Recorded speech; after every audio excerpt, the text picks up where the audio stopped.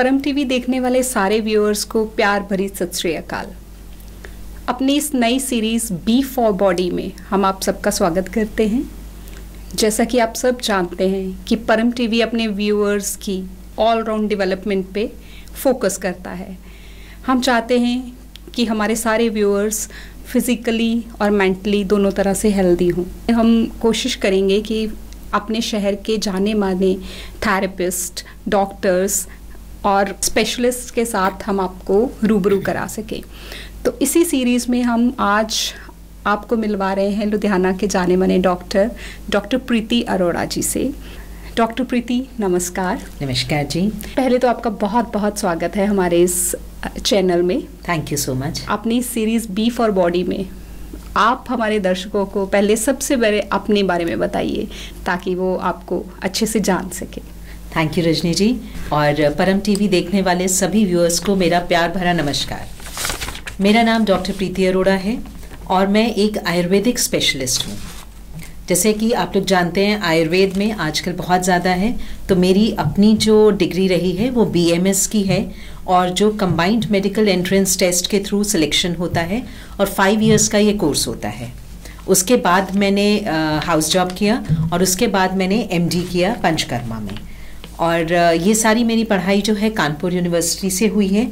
उसके बाद हम लोग यहाँ पर, मैं गवर्नमेंट जॉब में थी यूपी में ही, बरेली में आयुर्वेदिक कॉलेज में एज अ गायनी डिपार्टमेंट में डेमोन्स्ट्रेटर रही हूँ जी। तो एजुकेशन में भी मैं वहाँ रही हूँ, वहाँ स्टूडेंट्स को हम लोग क्लासेस लेते थे। उसके साथ साथ गवर्नमेंट हॉस्पिटल में पूरा गायनी डिपार्टमेंट मेरे अंडर था और पंचकर्मा का डिपार्टमेंट मेरे अंडर था, क्योंकि मैं अपने बैच की गोल्ड मेडलिस्ट थी।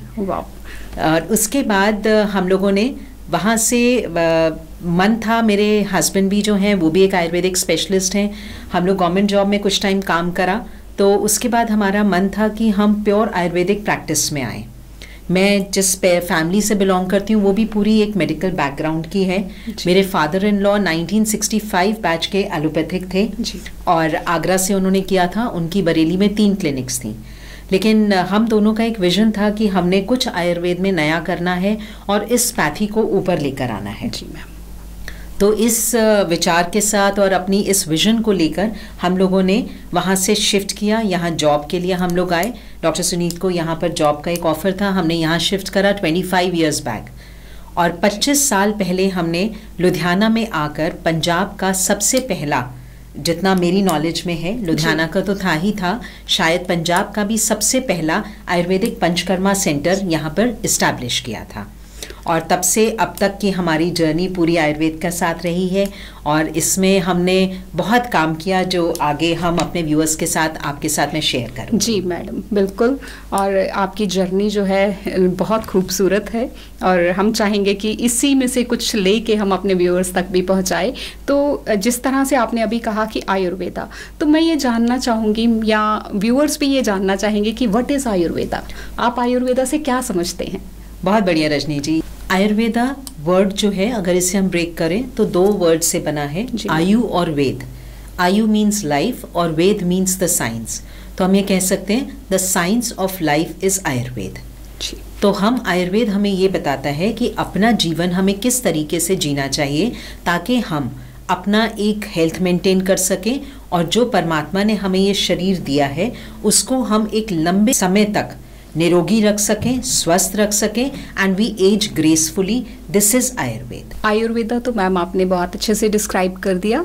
अब आप ये मुझे बताइए कि इसमें डिफरेंट फंडामेंटल ट्रीटमेंट्स क्या हैं जो आप आयुर्वेदा के अंडर लेते हैं, तो उसके बारे में हमारे व्यूअर्स को कुछ बताइए आप। जी, वहाँ जाने से पहले रजनी जी, ट्रीटमेंट मेथोडोलॉजीज और वहाँ जाने से पहले मैं बताऊंगी कि आयुर्वेद की अप्रोच कैसे है। जी, हम ये सब जानते हैं कि हमारी बॉडी जो है it's an extension of the external environment. सृष्टि का ही एक हिस्सा है हम। अब जैसे ये सृष्टि 5 तत्वों से बनी है, उसी तरह हमारा शरीर भी 5 एलिमेंट से बना है, जो कि हम कहते हैं दैट इज द स्पेस हो गया, एयर हो गई, ये वायु एलिमेंट, देन फायर या अग्नि, फिर उसके बाद हमारा वाटर एलिमेंट जल तत्व, और 5वां होता है पृथ्वी तत्व, that is the earth element. अब ये पूरी बॉडी भी उन्हीं 5 तत्वों से बनी है। अब आयुर्वेद क्या करता है, इन 5 तत्वों के डिफरेंट कॉम्बिनेशंस में आयुर्वेद में 3 फिजियोलॉजिकल यूनिट्स बताई गई हैं जो वात, पित्त और कफ हैं, जिनका बॉडी में अपना एक फंक्शनिंग होता है जिससे पूरी बॉडी अपना काम करती है। वो 3 फंडामेंटल यूनिट्स जो हैं वो हैं वात, पित्त और कफ। अब जो वात है वो प्रिडोमिनेंटली वायु तत्व से बना है, वायु एयर एलिमेंट से बना हुआ है। और वात का कार्य जो फंक्शंस हम देखते हैं वो है पूरी बॉडी के मूवमेंट्स करना, पूरे बॉडी के नर्वस सिस्टम कंट्रोल करना, जो ब्लड का सर्कुलेशन हो रहा है वो चीज़, जॉइंट से जॉइंट में जो रिफ्लेक्सेस पास होते हैं, हमारे ब्रेन में जो एक स्टिमुलस गया कि मैंने आपको देखा या कोई चीज़ यहाँ रखी है मैंने उसे उठाना है, वो परसेप्शन, देखना और फिर उसको उठाना with in fraction of seconds जो होता है कि नर्व से कंडक्शन जाता है हमारे सिस्टम, मोटर सिस्टम तक और वो पिक करना, ये सारा काम वायु का होता है जी। ये वात से डोमिनेटेड है या वात से कंट्रोल्ड है, इसको हम वात बोलते हैं। सेकेंड चीज़ आ जाती है पित्त यानी कि द फायर एलिमेंट। इसका काम है बॉडी के मेटाबॉलिज्म्स को मेंटेन करना, जो भी हम खा रहे हैं उसका पूरा डाइजेशन करना, फिर जितने हमारे हार्मोन सिक्रीट होते हैं वो सारा काम जो होता है पित्त से रेगुलेटेड होता है। तीसरा एलिमेंट है कफ। कफ का मतलब हम इस तरह ना समझें जैसे हम बोलते हैं सर्दियों में या कभी किसी को खांसी जुकाम हुआ कि कफ हो गया है, कफ वो नहीं है। Kapha is the solid fluid part in the body. जितना भी हमारे जैसे जॉइंट्स के बीच में भी फ्लूइड्स होते हैं जो साइनोवियल फ्लूइड कहते हैं, ये सब कफ से कंट्रोल्ड होता है, मेंटेन्ड होता है। अब जब आयुर्वेद की जो अप्रोच होती है ट्रीटमेंट के लिए या किसी भी चीज़ के डायग्नोसिस के लिए, तो आयुर्वेदिक डॉक्टर जो होता है सबसे पहले आपका एक 2-3 लेवल्स पर डायग्नोसिस करते हैं हम लोग। पहली चीज़ होती है नाड़ी परीक्षा, पल्स डायग्नोसिस जिसको देखते हैं, और ये 3 फिंगर पे यहाँ पर वात, पित्त, कफ बताया गया है, आपकी नाड़ी पे इसको लगाया जाता है और इसमें अलग अलग लेवल्स पे देखा जाता है कि कौन से वाला वात, पित्त या कफ कौन सा थोड़ा सा आउट ऑफ बैलेंस जा रहा है, किस ऑर्गन्स में वो आउट ऑफ बैलेंस है जी। हर ऑर्गन में भी इनका एक अलग तरीके से रेगुलेशन चलता है। फिर उसके बाद आपके क्या क्या लक्षण मिल रहे हैं, उन लक्षणों के साथ फिर हम देखते हैं हेतु बोलते हैं, यानी कि द कॉजेटिव फैक्टर्स, कि उसके पीछे कॉज क्या रहा है। आपके डाइट की प्रॉब्लम है, आपके लाइफस्टाइल की है, यहाँ तक कि आप हैरान होंगे कि कोई डिजीज़ आज मैनिफेस्ट अगर हो रही है तो वो प्रोसेस अब से 7, 8, 10 साल पहले डेवलप हो सकता है।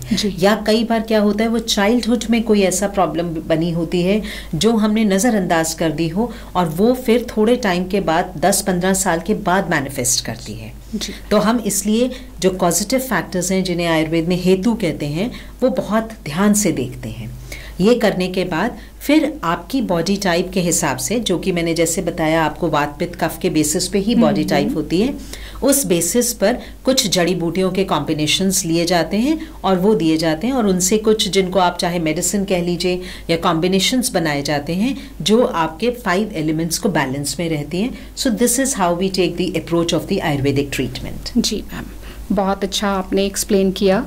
ये मेरे जैसा लेमैन भी इसको बहुत अच्छे से समझ सकता है। अब मैं एक चीज़ आपसे जानना चाहूँगी कि ये जो हमारा आयुर्वेदा है ये हर्बल रेमेडीज से कैसे डिफरेंट है, क्या डिफरेंस है इनमें हर्बल रेमेडीज में और आयुर्वेदिक ट्रीटमेंट्स में? बहुत बढ़िया रजनी जी, ये एक बहुत कॉमन क्वेश्चन है और जो कि बहुत ज़्यादा कंफ्यूजिंग भी होता है। अगर हम हर्बल रेमेडीज़ की बात करें तो आजकल आप सुनते हैं जैसे नोनी जूस हो गया या हम कह देते हैं जी अश्वगंधा ले लीजिए, एलोवेरा जूस पी लीजिए। ये एक हर्ब हो गई जिसको आजकल किसी भी फॉर्म में, क्योंकि उसके मल्टीपल यूजेस होते हैं, वो एक जनरल इंफॉर्मेशन हो गई हर्ब के बारे में। ये हो गया हर्बल रेमेडीज़। अब आयुर्वेद क्या कहता है कि हम देखते हैं, अगर हम एलोवेरा की बात कर रहे हैं तो एलोवेरा के गुण धर्म यानी कि उसकी क्वालिटीज़, उसकी पोटेंसी कैसी है, उसमें कौन से रस हैं जो हम जानते हैं 5 टेस्ट बताए गए हैं, हमें मालूम है, हम सब जानते हैं, उसमें कौन कौन से रस हैं, उसकी पोटेंसी कैसी है, क्या ये आपकी बॉडी के लिए बना है और अगर बना है तो दिन के किस समय में आपको पीना चाहिए जी। और अगर जूस फॉर्म में पीना है या उसको किसी चीज़ के साथ सिद्ध करके पीना है, ये आ जाता है आयुर्वेद में। क्योंकि यहाँ पर हम यूज़ तो हर्ब ही कर रहे हैं, लेकिन हर्ब की प्रॉपर्टीज़ के अकॉर्डिंगली किस बॉडी टाइप के लिए वो रिक्वायर्ड है, उसके अकॉर्डिंगली डिसीजन किया जाता है। This is Ayurveda. ये डिफरेंस हो गया एक हर्बल और उसमें आयुर्वेद में। जी जी। आजकल मैम हम एक बहुत लफ्ज़ सुनते हैं वेलनेस, जो कि बहुत ज़्यादा पॉपुलर है फेसबुक पे, हर किसी की ज़ुबान पे हम ये सुनते हैं वेलनेस। तो आप इसको कैसे डिस्क्राइब करेंगे, Ayurveda wellness, what is that? जी, बहुत बढ़िया। आजकल मीडिया ने आयुर्वेद को बहुत पॉपुलर किया and I am really thankful to it, क्योंकि पिछले कुछ सालों में आयुर्वेद उठा है। और आप हैरान होंगे, जब हम यहाँ पर आए थे तो लोगों को यही जो अभी आपने क्वेश्चन पूछा, हर्बल, नेचुरोपैथी, आयुर्वेद, ये डिफरेंस पता नहीं था। तो स्टार्टिंग में हमें बहुत लोगों को इस सब्जेक्ट के लिए ही, इस पैथी के एजुकेट करने में ही हमें काफ़ी टाइम लगा। अब जो आयुर्वेदा वेलनेस है, ये चीज़ है कि हम अपनी बॉडी को जो दी गई है उसको डिजीज प्रोसेस बनने ही ना दें, उससे पहले ही अपनी बॉडी के 5 एलिमेंट्स को हम बैलेंस में कैसे रखें, दिस इज वेलनेस। अब ये चीज़ आयुर्वेद के टेक्स्ट जो हैं, आप हैरान होंगे, हमारे ऋषि मुनियों ने अब से 6-7 हज़ार साल पहले जब हम अपने टेक्स्ट देखते हैं तो उन्होंने first part of the book जो है, it is based on wellness only. उन्होंने उसको रसायन चिकित्सा ही पहले दी है, डिजीजेस को उन्होंने पहले टच ही नहीं करा। और उसमें पहला पार्ट तो ये हो गया कि जैसे हम जो भी सीजन्स चेंज होते हैं, जैसे मैंने अपने पहले पार्ट में बताया कि we are an extension of this environment, तो बाहर अगर कुछ चेंजेस आएंगे तो वही चेंजेस हमारी बॉडी में भी दिखते हैं। तो हम अपने चेंजिंग सीजन्स के साथ अपनी डाइट और लाइफस्टाइल और फ्यू कुछ हर्ब्स जैसे हल्दी, धनिया, ये सब जो हम किचन में यूज़ करते हैं, इन सब के थोड़े डिफरेंट स्पाइसेस को अपने फूड में इनकलकेट करके बॉडी को कैसे बैलेंस में रख लें, ये पार्ट सीजन्स के साथ हम करते चले जाएं, तो ये आ गया वेलनेस का पार्ट। जी। अब सेकेंड पार्ट इसमें आ जाता है डिजीज़ का पार्ट। अब डिजीज़ पार्ट क्या होता है, जब हम ये वाला पैटर्न नहीं फॉलो करते, यानी कि चेंजिंग सीजन्स के साथ अपनी डाइट और लाइफस्टाइल को नहीं करते और वेलनेस से हट जाते हैं, तो over a long period of time body में इम्बैलेंसेस होने से डिजीज़ डेवलप होती हैं। अब डिजीज़ डेवलप होने के बाद भी आयुर्वेद जल्दी से नहीं जाता किसी वो कहते हैं कि मतलब मेडिकेशन में जल्दी से नहीं मेडिकेशन में नहीं जाते। तो हम लोग उसमें क्या करते हैं, पहले यही बताते हैं कि अभी आप थोड़ा सा जैसे धनिया का पानी ले लीजिए या अजवाइन का ये लेके दीजिए, एक दिन खाना मत खाइए, या अपने फूड में से ये मिल्क हटा दीजिए, दही हटा दीजिए एक हफ्ते के लिए, तो वो सिस्टम बैलेंस में आता है। लेकिन जब हम देखते हैं कि कोई डिजीज़ थोड़ा पुरानी हो गई तो कुछ हर्ब्स के कॉम्बिनेशंस करके मेडिसिन्स दी जाती हैं। ये 2 पार्ट में हो गया। नेक्स्ट, अगर इस सब जब अगर डिजीज़ बहुत पुरानी हो जाए, यानी कि फॉर ईयर्स हमने उसको गलत फॉलो करते चले गए हैं और ज़्यादा पुरानी होती है, तो तीसरा प्रोसेस आता है शोधन का, डिटॉक्स करने का, जिसको हम पंचकर्म कहते हैं। फिर वो पंचकर्म करने के बाद पहले बॉडी क्लीन करी जाती है, फिर मेडिसिन्स दी जाती हैं, और फिर जो होता है बॉडी का डिजीज प्रोसेस रिवर्सल पे लाते हैं। ठीक है, हमें ये ज़रूर बताइए कि व्हाट इज़ पंचकर्मा। मैं ये पर्सनली जानना चाहूँगी कि पंचकर्मा क्या है। जी, very nice. Panchakarma as the name suggest, 5 karma, 5 procedures होते हैं जो कि बॉडी के डिटॉक्स के लिए और क्लींजिंग के लिए ज़रूरी हैं। अब ये पंचकर्मा भी 2 लेवल पर होता है, 1 is internal and 1 is external. अब जो एक्सटर्नल पंचकर्मा है उसमें जो आजकल हम बहुत ज़्यादा सुनते हैं, आयुर्वेदिक मसाज हो गई, शिरोधारा हो गई, पोटली हो गई, फिर उसके बाद हर्बल स्टीम्स हो गई, ये सारा आ जाता है एक्सटर्नल पंचकर्मा में, और इसको हम वेलनेस की कैटेगरी में रखते हैं। अब मसाज से हम सिंपली ये ना सोचें कि खाली मसाज करी तो क्या होगा। मसाज में भी आपकी बॉडी टाइप के हिसाब से आपके स्पेसिफिक ऑयल्स प्रिपेयर करे जाते हैं, जो कि एक्सटर्नली करते हैं तो वो लिम्फेटिक ड्रेनेज से सारा जितना टॉक्सिन्स होता है वो गट में लेकर आता है, और फिर क्लींजिंग होती है, और फिर उसके बाद हर्बल स्टीम दी जाती है। फिर शिरोधारा वगैरह आजकल जैसे आप लोग सब जानते होंगे, देखा भी होगा कि यहाँ पर हम 3rd आई पर लगातार कुछ ऑयल्स का या कुछ काढ़े बनाए जाते हैं, या कभी दूध से या कभी दही से, इन सब की एक धार देते हैं जो कि हमारे ब्रेन के सेल्स को स्टिमुलेट करता है, पीनियल ग्लैंड को स्टिमुलेट करता है और बॉडी के सिस्टम्स को बैलेंस में लाता है। तो पोटली वगैरह होती हैं, वो जॉइंट पेन्स वगैरह, ये हो गया एक्सटर्नल। अब इंटरनल पंचकर्मा जो है वो 5 क्लींजिंग प्रोसेसेस हैं, जिसमें अगर हमारे अपर चेस्ट के ब्लॉकेजेस हैं, कफ वगैरह रेशे की ब्लॉकेज है, तो पहला प्रोसीजर होता है वमन, जिसमें हम कुछ आपकी बॉडी टाइप देख के कुछ मेडिसिन घी में सिद्ध की होती हैं वो पिलाते हैं। और घी जैसे आपने देखा कि आजकल बहुत ज़्यादा कॉमन है कि हमें घी खाना चाहिए, और घी हम यहाँ पे क्यों यूज़ करते हैं, क्योंकि कुछ जो टॉक्सिन्स हमारे होते हैं वो लाइपोफिलिक होते हैं, यानी कि वो घी के साथ जुड़ जाते हैं। अब घी क्या करता है, वो बॉडी के एक एक सेल में जाके सारे टॉक्सिन्स को वहाँ से अपने साइड बाइंड करता है। तो हम एक रेगुलेटेड डोज में डेली, स्मॉल डोज से स्टार्ट करके डेली इंक्रीजिंग डोज तक देते हैं उसको, और वो टॉक्सिन्स को सॉफ्ट करके घी जो है सारे सिस्टम्स में से, चैनल्स में से अपने गट में लाता है। हाँ, इसमें मैं थोड़ा पीछे जाना चाहूँगी कि टॉक्सिन्स क्या होते हैं, पंचकर्म हम जब करते हैं वो क्यों करते हैं। जो हमारे फॉल्टी फूड होता है, बाहर से हम प्योर नहीं खा रहे हैं, या लगातार हम मैदे वाली चीज़ें खाते हैं, या हमारी एनर्जी इतनी प्रॉपर नहीं है, मेटाबॉलिक फायर, कि वो उसको डाइजेस्ट कर सके, तो over a period of time body में टॉक्सिन्स एक्यूमुलेट होते हैं, जिन्हें हम आम कहते हैं आयुर्वेद में। तो वो क्या करते हैं, वो हमारे पूरी बॉडी के माइक्रो चैनल्स को ब्लॉक कर देते हैं, और फिर हमारा जो सर्कुलेशन होता है, चाहे ब्लड का, चाहे नर्वस सिस्टम, नर्व्स के फ्लो का, वो थोड़ा रुकना शुरू हो जाते हैं। और तब हम पंचकर्म में ये जो घी पिला के वहाँ से आम को, टॉक्सिन्स को लूज़ करते हैं सारे सिस्टम में से, और गट में लाते हैं, और मतलब यानी कि अपने कोष्ठ में, पेट में लाते हैं, और वहाँ से क्लींजिंग कराई जाती है by the process of vomitings, जिसको वमन कहते हैं, या पेट साफ करा के, जिसे विरेचन कहते हैं।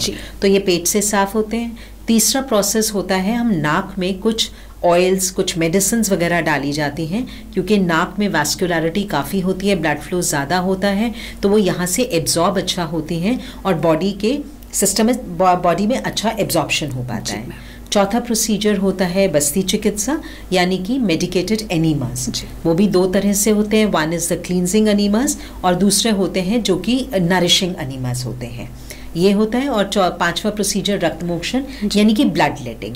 तो ये 5 प्रोसीजर्स से जब ज़्यादा टॉक्सिन्स एक्यूमुलेट होते हैं तो उन्हें क्लीन किया जाता है, और उसके बाद कुछ हर्ब्स, मेडिसिन्स दी जाती हैं सिस्टम को दोबारा से ठीक करने के लिए, और फिर आपको हम राइट डाइट एंड लाइफस्टाइल के साथ रसायन पे शिफ्ट कर जाते हैं। सो दिस इज़ ऑल जो पंचकर्मा में चलता है। जी डॉक्टर प्रीति, जिस तरह से हमने अभी आपकी बातों से जाना कि आपकी ये जो जर्नी है लुधियाना में, ये 25 इयर्स पुरानी है, तो आपके पास अलग अलग तरह के पेशेंट्स आते होंगे। तो मैं ये जानना चाहूँगी कि किस तरह के पेशेंट्स जो हैं वो आपके पास ज़्यादा आते हैं, और क्या आप उनमें एक सिमिलैरिटी, कॉमन चीज़ या क्या डिफरेंस देखती हैं, वो प्लीज़ हमारे व्यूअर्स को आप ज़रूर बताएं। जी रजनी जी, हमें यहाँ पर 25 साल हो गए, और जो हमारा पंचकर्मा सेंटर है वो संपूर्ण कायाकल्प आयुर्वेदिक क्लिनिक के नाम से है। और जैसे हमने यहाँ पर 25 साल पहले, अगर मुझे याद है तो we were the first in I think Punjab, whole Punjab, to set up the panchakarma centre. अब यहाँ पर हमारे पास टीम ऑफ डॉक्टर्स हैं, जैसे एक डॉक्टर हैं वो क्रॉनिक डिजीजेस और मेडिसिन पे फोकस्ड हैं, डाइट के स्पेशलिस्ट हमारे पास अलग हैं, और मैं पंचकर्मा को देखती हूँ। अब मेरे पास, जैसे आपने बताया पेशेंट्स का, तो हमारे पास पेशेंट्स कॉमन कोल्ड से लेकर क्रॉनिक कैंसर्स तक के पेशेंट्स चलते हैं। जो मेरी स्पेशलिटी है, जब पंचकर्म की बात आती है, तो उसमें हमारे पास जो मेनली पेशेंट्स रहते हैं वो हमारे पास चले हैं जॉइंट पेन्स वगैरह के लिए आए हैं, या फिर नर्वस सिस्टम के डिसऑर्डर्स के लिए, और उसके साथ में मैंने डील किया गायनी पेशेंट्स में, गर्ल्स में पीसीओडीज हो गए, या फाइब्रॉइड्स और इनफर्टिलिटीज़ में, और इसके साथ में जो क्रॉनिक डिजीज़ जैसे आ जाती हैं स्किन की, जो सोरियासिस हो गए, विटिलिगो हो गई जिसको फुलवेरी कहते हैं, ये सब हमारे पास बहुत पेशेंट्स रहे। जॉइंट पेन्स में हमारा बहुत अच्छा काम रहा। जैसे आजकल हम सभी को देखते हैं कि यंग एज से ही बच्चों में सर्वाइकल आ रहा है because of the wrong postures and phone, constant phone, बच्चे उल्टा लेट के टीवी देख रहे हैं या सही से नहीं बैठे हैं और स्ट्रेंथनिंग नहीं है उनकी बोन्स की, एक्सरसाइजेस नहीं है, सिडेंट्री लाइफस्टाइल्स हैं, तो वहाँ पर जॉइंट्स जो हैं वो वीक हो जाते हैं। डिस्क प्रॉब्लम्स बहुत कॉमन मिलती हैं। तो डिस्क प्रॉब्लम्स में हमारे पास पेशेंट्स रहे हैं जिनको कि स्पाइनल सर्जरीज रिकमेंडेड हैं, और उनको हमने जो एक्सटर्नल पंचकर्मा मैंने शेयर करा जिसमें जड़ी बूटियों की पोटली बनाई जाती हैं और डिस्क वाले एरिया पे कुछ हम ऑयल बाथ देते हैं जिसको कटी बस्ती कहते हैं। तो उन सारी चीज़ों से हमने पेशेंट्स को बहुत ट्रीट किया। तो अगर मैं डाटा देखूं तो it has been more than like अब तक मेरे पास जो पेशेंट्स का डाटा, अगर सिर्फ जॉइंट्स पेन की बात करूं तो it has been more than 3000-4000 plus patients. और आपने बोला कुछ अगर मैं शेयर करूं कि कुछ पेशेंट्स हमारे मेमोरेबल एक्सपीरियंस हो आपका, मैं ये जानना चाहूंगी कि व्यूअर्स भी उससे फ़ायदा ले सके, तो ऐसा कुछ आप बताइए। हमारे पास बहुत साल पहले की बात है कि जो मेरे को अभी तक मेमोरी है और मतलब एक चैलेंजिंग केस था मेरे लिए कि एक पेशेंट आए थे जिसको कि 3 लोग पकड़ के लाए थे, उनको पैरालिसिस हुआ था और कुछ टाइम हो चुका था उन्हें पैरालिसिस हुए। तो वो हमारी क्लिनिक पर आए, तो जैसे हमने आपको पता नहीं मैंने अभी आपको शेयर करा या नहीं कि हमारी अप्रोच क्या रहती है कि हम पहले पेशेंट की प्रकृति डायग्नोस करते हैं वात पित्त कफ के बेसिस पर। फिर वो करने के बाद हम देखते हैं कि ऐसे क्या कारण रहे कि उसको ये डिजीज़ हुई। वो करने के बाद फिर हम उसका एक ट्रीटमेंट प्रोटोकॉल प्लान करते हैं। तो वो पैरालिसिस के पेशेंट आए थे और एज भी उनकी यंग थी, कुछ टाइम हो गया था उन्हें, तो उन्हें 3-4 लोग लेके क्लिनिक के अंदर आए थे, बड़ा मुश्किल से उन्हें उठा के लाना पड़ा था। और हमने आयुर्वेद के प्रिंसिपल्स पर ही वायु के इम्बैलेंस और वात पे फोकस करते हुए उनका ट्रीटमेंट करा। और आप हैरान होंगे कि विद इन 1 वीक वो पेशेंट अपने आप स्कूटर चलाकर आना शुरू हो गए थे। और मतलब इट वाज रियली परमात्मा की कृपा रही कि आयुर्वेद का एक मिराकल हमें देखने को मिला और उसने बहुत कॉन्फिडेंस बिल्ड किया। और ये बात हो गई करीब 20 साल पहले और वो अभी भी हमें मिलते हैं। और उसके साथ एक और जो मुझे केस याद है वो है सोरियासिस का। यंग बॉय, उसकी मैरिज नहीं हो पा रही, वो करने के लिए रेडी नहीं था क्योंकि उसको सोरियासिस था और वो थोड़ा स्प्रेड हो चुका था। तो उसमें भी हमने पंचकर्म किया था, उसका वमन चिकित्सा करी थी। हमें थोड़ा टाइम लगा, उस पेशेंट को हमने करीब 1 साल लिया और उसको हम रिवर्सल पे लेके गए थे। And now he is happily married और अब उसके बच्चे भी हमारे पास आते हैं, कोई चीज़ होती है और वो लोग पूरी तरह से आयुर्वेद को फॉलो कर रहे हैं। जी डॉक्टर प्रीति, ये तो हुआ आपके मेडिकल जो आपकी करियर है उसकी बातें। अब मैं चाहूँगी कि आप हमारे व्यूअर्स को कुछ ऐसे टिप्स दें जिससे कि वो अपनी डे टू डे लाइफ में थोड़ा ऐसी इम्प्रूवमेंट्स ला सकें कि उनको छोटी छोटी बीमारियों से निजात मिल सके। बिल्कुल जी, बिल्कुल। तो इसका आंसर आप जैसे मुझसे पहले पूछ चुके हैं, आयुर्वेदा वेलनेस उसी में आ जाता है। तो यहाँ पे मैं सजेस्ट करना चाहूँगी कि सबसे पहला काम होता है आप अपनी बॉडी टाइप को डायग्नोस कराएं। आप पहले ये देखें कि आपकी प्रकृति क्या है। आप वातज प्रकृति हैं, पित्तज हैं या कफज हैं। आप किसी भी अच्छे वैद्य या किसी भी आयुर्वेदिक प्रैक्टिशनर के पास जाके अपना पल्स डायग्नोसिस, नाड़ी परीक्षण वो कराएं। उसके बाद जैसे जैसे सीजन्स चेंज होते हैं आप ऋतु के अनुसार उनकी गाइडेंस में रहकर अपनी डाइट और लाइफस्टाइल की गाइडेंस लेते रहें और उनसे कंसल्टेशंस लें। जी मैम, जिस तरह से हमारे यहाँ तो हर 2 महीने में ही ऋतु बदल जाती है। जी जी, तो आप उसके अकॉर्डिंग देखिए कि व्यूअर्स को ये समझाइए कि जैसे ऋतु है तो आपको क्या करना है, उसके अकॉर्डिंग ज़रा इनको बताइए। बिल्कुल। अब यहाँ पे ये मैं बताना चाहूँगी, जैसे अब शरद ऋतु चल रही है इस टाइम पर, तो शरद ऋतु जो होता है वो पित्त का काल है, यानी कि फायर एलिमेंट हाई होता है यहाँ पर इस टाइम पर। और मज़े की बात देखिए कि हमारे इंडियन सिस्टम्स में बहुत अच्छा है कि नवरात्रे भी इधर आते हैं, फास्ट वगैरह रखने का भी एक सिस्टम बताया गया है। तो नवरात्रों का कारण क्या होता है कि ये ऋतु संधि काल है, यानी कि सीजन्स चेंज होने पर आ रहा है। अभी समर्स जा रहे हैं, जाता जाता समर है और विंटर सेट इन हो रही है। तो और दूसरे नवरात्रे देखिए, चैत्र नवरात्रे जब आते हैं वो जब हमारी सर्दी खत्म होती है और गर्मी आने वाली होती है, तो तब आता है। तो इस टाइम पर हमारी फायर एलिमेंट ज़्यादा है और वो अभी पीछे धूप में गर्मी से बढ़ती हुई आई है और इस वक्त पूरे अपने मैनिफेस्ट करती है डिजीजेस। तो यहाँ पर हमें ध्यान देना चाहिए, मतलब यहाँ से भी पहले हमें चले जाना चाहिए कि हमें मतलब बरसातों के सीज़न से ध्यान देना चाहिए कि हम स्पाइसी फूड को अवॉइड करें। ज़्यादा मिर्च मसाला, बाहर का खाना, ये सब हमें बिल्कुल बंद करना चाहिए क्योंकि इससे फायर एलिमेंट बढ़ता है। और एक चीज़ और मैं बताना चाहूँगी कि हमें यहाँ पर कर्ड का सेवन नहीं करना चाहिए जी। एक बहुत मिथ है ये बहुत बड़ा कि दही जो होती है उसकी तासीर ठंडी होती है। ओके हाँ, मैं खुद यही सोचती हूँ मैम। दही जो है वो तासीर में गर्म है उनके लिए खास तौर से जिनकी पित्त की प्रकृति है। तो अगर आपकी पित्त प्रकृति है तो वहां पर दही नहीं लेना चाहिए, और अगर कभी दही ले रहे हैं तो उसको मिश्री के साथ लेना चाहिए या घी के साथ लेना चाहिए। और इस मौसम में घी का सेवन अच्छा करना चाहिए। देसी घी जो है वो पित्त के लिए बहुत पैसिफाइंग होता है। काऊ घी मिल जाए तो बहुत ही अच्छा है। तो हमें अपनी डाइट में से घी को ख़त्म नहीं करना चाहिए। जी, ये एक मिथ है कि मुझे लगता है, मैं आपसे पूछ रही हूँ कि क्या ये एक मिथ है कि घी जो है वो हमारे फैट कंटेंट को बढ़ाता है, ऐसा है? देखिए, जब हमारा मेटाबॉलिज्म ठीक है, जो आयुर्वेद का प्रिंसिपल है कि input should be equal to output, it's a beautiful maths actually. तो मैंने तो मैथ्स की तरीके से इसको समझा, मैथमेटिकल साइंस है कि आपका इनपुट और आउटपुट बैलेंस में रहना चाहिए।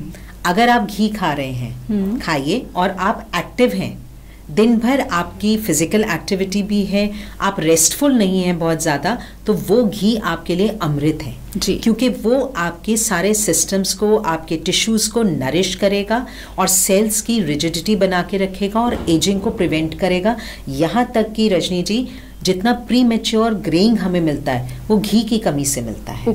और आप घी कह रहे हैं, जिनको हम स्कूल्स में जाते हैं बच्चों के चेकअप या मेरी क्लिनिक पर बच्चे आते हैं जब, तो प्री मेच्योर ग्रेइंग और डीजेनरेशंस, उनके जॉइंट्स जो हैं कड़कड़ बज रहे हैं आजकल, तो हम लोग उन्हें नाक में देसी घी की 3-4 बूंदे डालने के लिए कहते हैं। और उससे हमने देखा है कि बालों का जो ग्रेइंग है वो रुक तो जाता ही है, रिवर्सल भी हो जाता है। तो घी इस तरह से अमृत की तरह है। लेकिन अगर आप घी तो खा रहे हैं और घी में तल के खा रहे हैं और उसके साथ एक्सरसाइज नहीं कर रहे, तो इसमें घी की गलती नहीं है। घी को पकाना नहीं चाहिए। घी को हम उस तरह दूध में डाल के ले लें, दाल में ऊपर से डाल के लें, भुना हुआ जीरा डालें उसके ऊपर, और उसके बाद हम दिन भर एक्टिव रहें, तो वो अंदर टॉक्सिन्स एक्यूमुलेट नहीं करेगा और फैट नहीं बनने देगा। जी डॉक्टर प्रीति, ये बहुत ही इंफॉर्मेटिव चीज़ आपने बताई है कि घी जो है वो हेल्थ के लिए अच्छा है अगर राइट वे में उसको लिया जाए तो। बिल्कुल जी।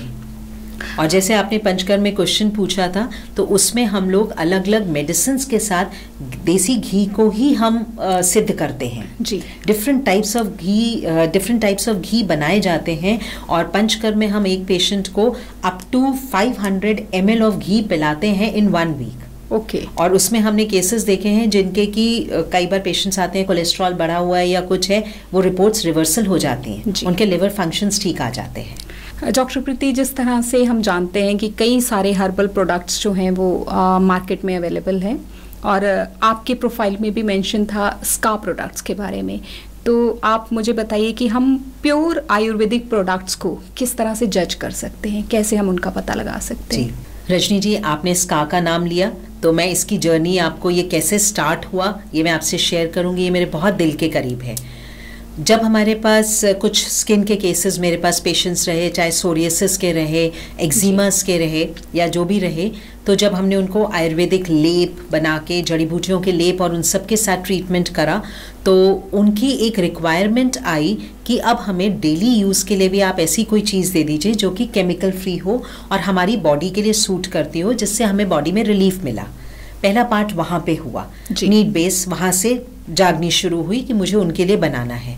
फिर मेरी बेटी जब थोड़ी बड़ी हुई तो उसको, जैसे यंग एज में होते हैं, 12-13 साल की हुई, तो कुछ यूज़ करने का आया, तो उन्होंने यूज़ करा। तो जब मैंने प्रोडक्ट उठाया और उसका लेबल पढ़ा, तो लेबल पढ़ने के बाद जब मैंने उसके इंग्रेडिएंट्स पढ़े, तो मुझे बड़ी शॉकिंग लगा कि ये चीज़ जो है, इसमें से कितने सारे इंग्रेडिएंट्स ऐसे हैं जो कार्सिनोजेंस हैं, यानी कि कैंसर कॉजिंग एजेंट्स हैं।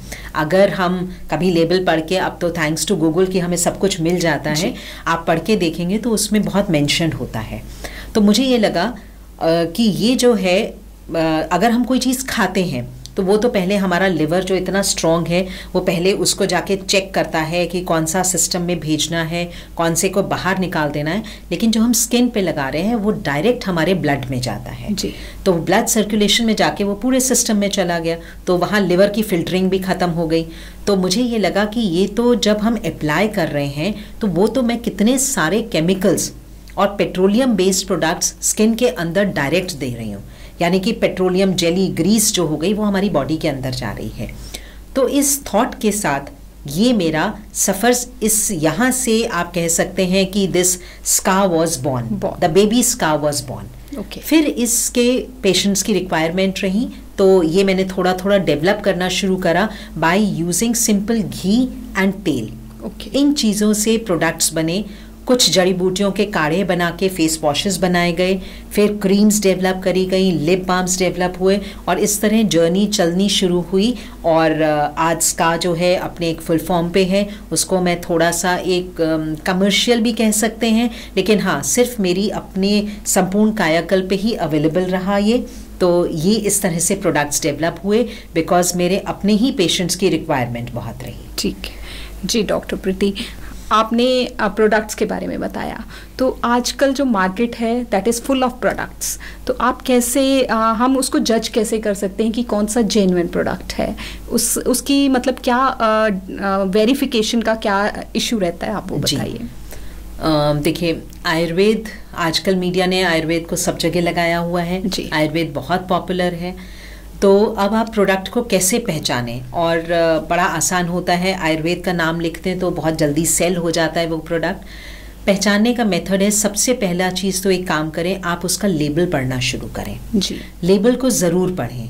प्रोडक्ट के ऊपर एक हर्ब की फोटोग्राफ लग जाती है, जैसे मंजिष्ठा की लग गई, मुलेठी की लगी हुई है, आप उसमें पढ़िए कि उसमें कितना परसेंट मेंशन है।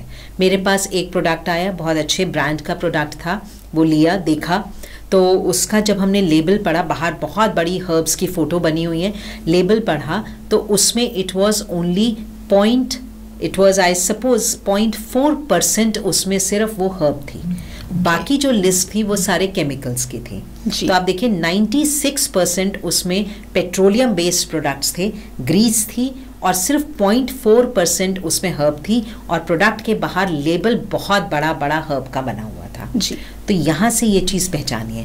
और हम सब जानते हैं कुछ एक ऑयल्स के बारे में पीछे मीडिया में काफ़ी चर्चा रही थी, जो सालों से बेबीज़ के लिए अप्लाई हो रहा था या कुछ है, तो ऑयल को मैं एक थोड़ा सा रफ वर्ड यूज़ करती हूँ कि मार्केट के जितने कमर्शियल ऑयल्स हैं वो मिट्टी के तेल से बने हैं, और अगर रिफाइंड वर्ड बोले तो मिनरल ऑयल्स लिखा होता है, ज़्यादातर मिनरल ऑयल्स होते हैं। जब आप ऑयल भी अगर एक ले रहे हैं बॉडी के लिए तो उसमें देखिए कि क्या वो कोल्ड प्रेस्ड ऑयल से बना है, तिल का तेल क्या कोल्ड प्रेस्ड यूज हुआ है, कोकोनट कैसा है, उसमें कितने परसेंट मिनरल ऑयल्स मेंशन्ड हैं।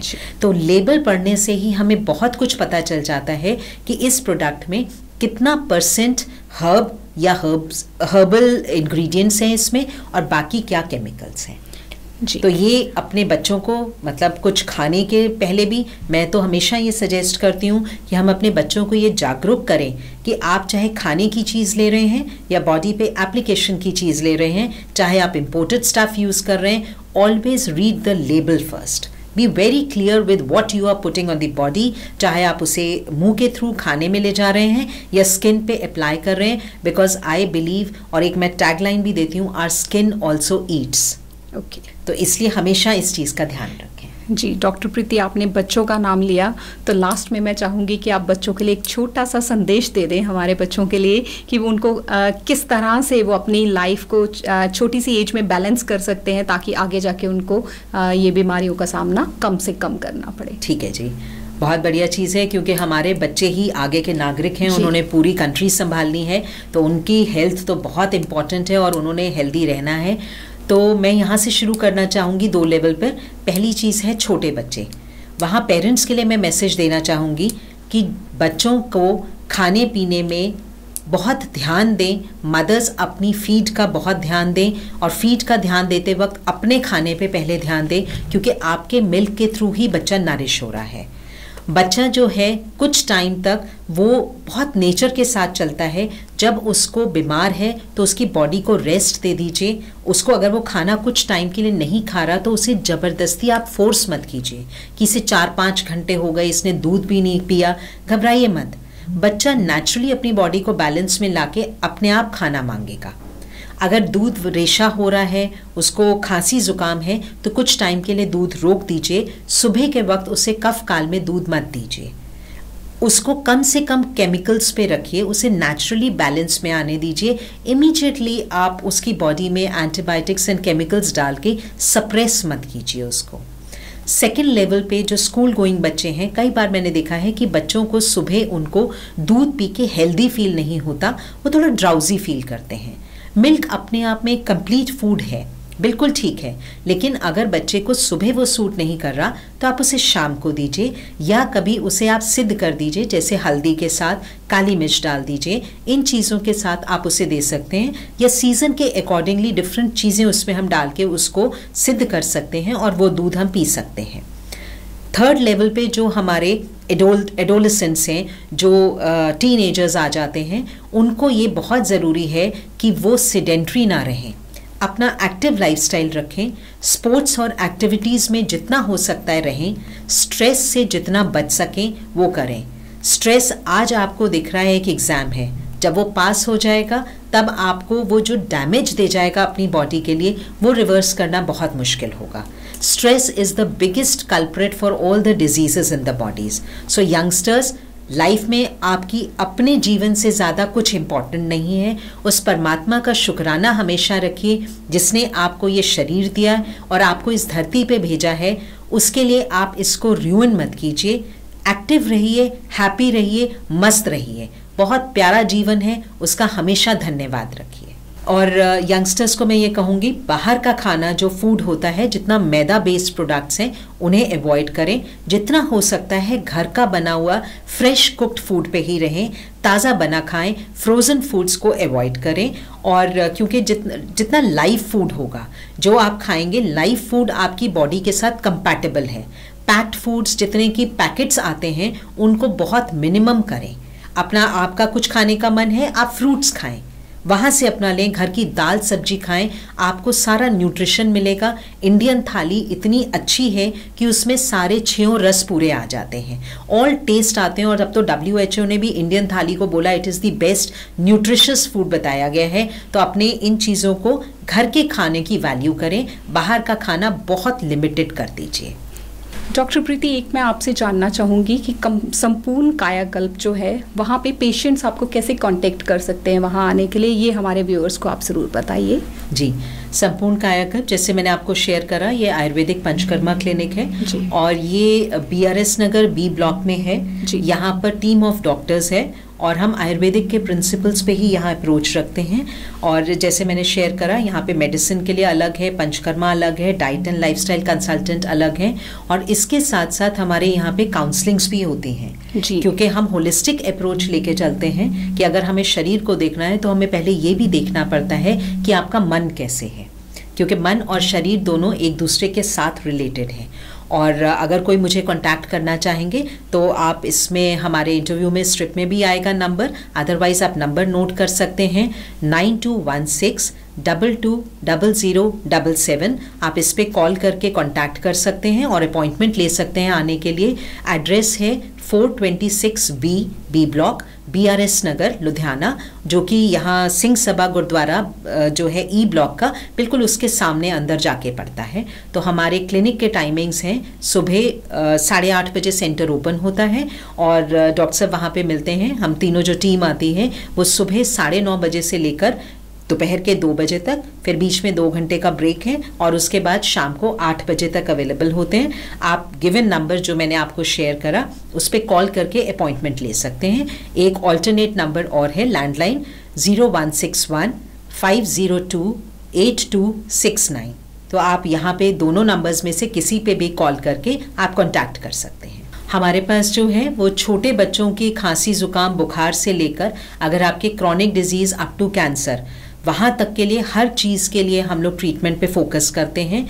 और अगर आप पंचकर्मा के लिए ढूंढ रहे हैं तो अगर आपको जॉइंट पेन्स हैं, डिस्क की प्रॉब्लम है, सर्वाइकल की प्रॉब्लम है, घुटनों की प्रॉब्लम है, अगर आपको कहीं घुटनों का रिप्लेसमेंट या सर्जरी बताई है, आप उससे पहले एक ऑल्टरनेट सिस्टम ढूंढना चाहते हैं, तो आप बिल्कुल आ सकते हैं यहाँ पर। यहाँ डिस्क वगैरह के ट्रीटमेंट्स के लिए एक्सटर्नल पंचकर्मा, बहुत अच्छे रिजल्ट्स इसमें मिलते हैं हमारे पास।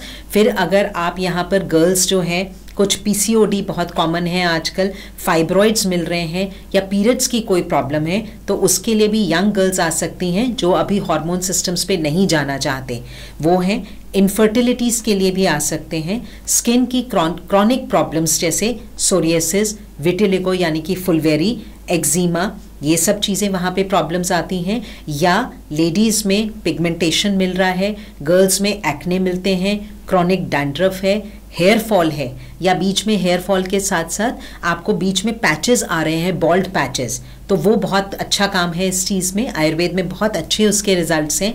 या प्री मैच्योर ग्रेइंग, यंग बच्चों में आजकल अर्ली डिजेनरेशंस मिल रहे हैं। इसके साथ साथ जो स्पेशलिटी यहाँ पर हमारे पास है वो है गैस्ट्रो की, यानी कि पेट के जितने भी प्रॉब्लम्स हैं, चाहे लिवर की प्रॉब्लम्स हैं आपके, और उसके बाद गृहिणी प्रॉब्लम होती है जिसको आईबीएस बोलते हैं, उसमें आयुर्वेद में रिवर्सल्स अवेलेबल हैं। ये नहीं कि सिर्फ मैनेजमेंट हो रहा है, हम रिवर्सल की बात कर रहे हैं कि डिजीज़ पूरी आपकी क्योर हो जाती है।